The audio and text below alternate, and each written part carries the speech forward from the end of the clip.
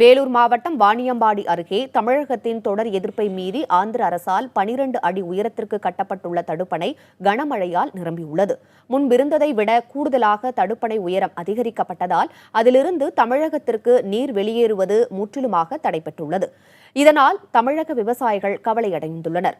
வாணியம்பாடி அருகே தமிழக ஆந்திர எல்லையில் புல்லூரில் பெரும் பள்ளம் பகுதியில் 5 அடி உயரத்திற்கு இருந்த தடுப்பணையை ஆந்திர அரசு 12 அடியாக உயர்த்தி கட்டியது.